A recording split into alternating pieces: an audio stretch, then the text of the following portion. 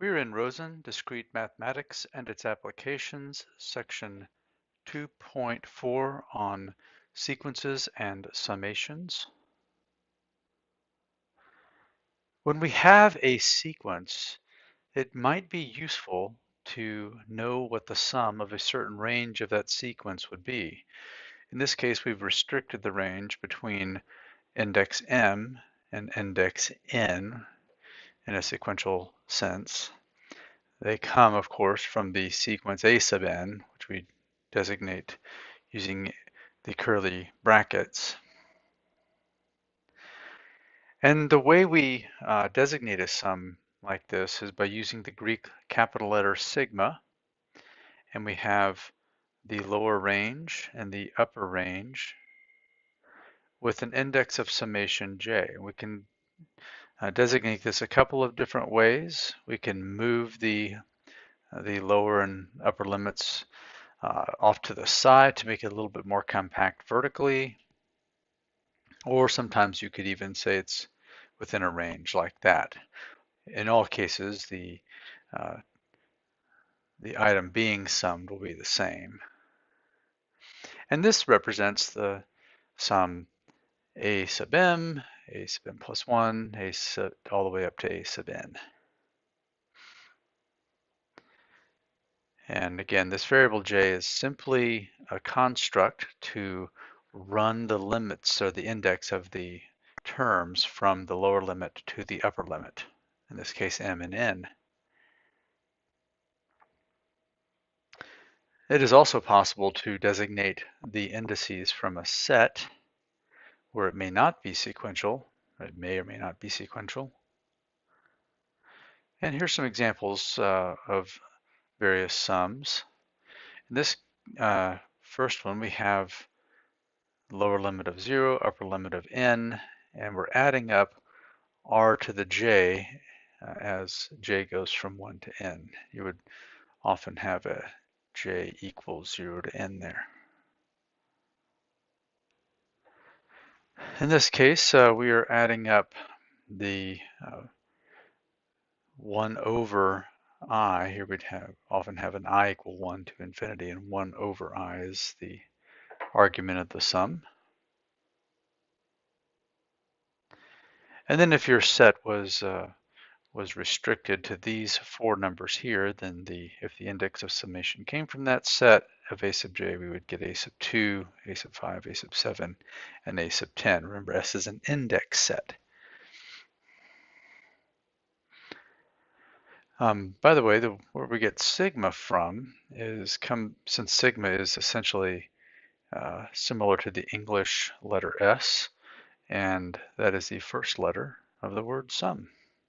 That's why we use it. We may also want at some point the product of various terms in a sequence with a lower limit and an upper limit. And in this case, we use the symbol capital pi, but otherwise it's the same thing. We have a lower limit, upper limit, an argument for the sum, and each one of these represents the product a sub m through a sub n. And the reason we use capital pi is because it's similar to the first letter P, which is the letter P, which is the first letter of product. One sum that is very important is the geometric series. Series is a term often used synonymously with summation. And what the geometric series is the sum of the terms of a geometric progression. So here we have the initial term and the ratio.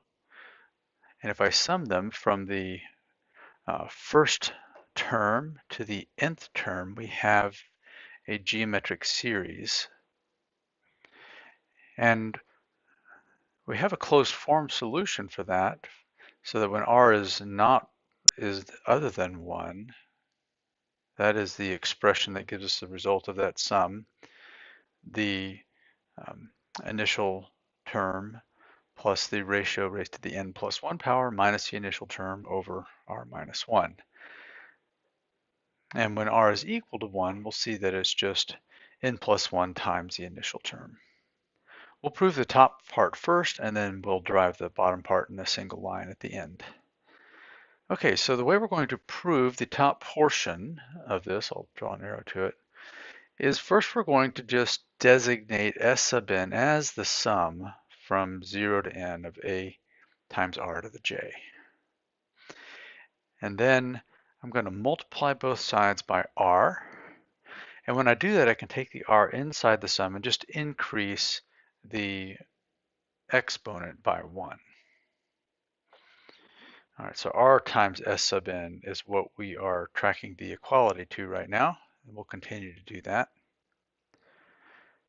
This is what we just looked at on the previous slide. And now we're going to change the index of summation from k to j with k equal to j plus 1. And that allows us to change the bottom index to a 1 and the top index to n plus 1, and that changes my exponent to a k. So it looks a little bit more like the original geometric terms.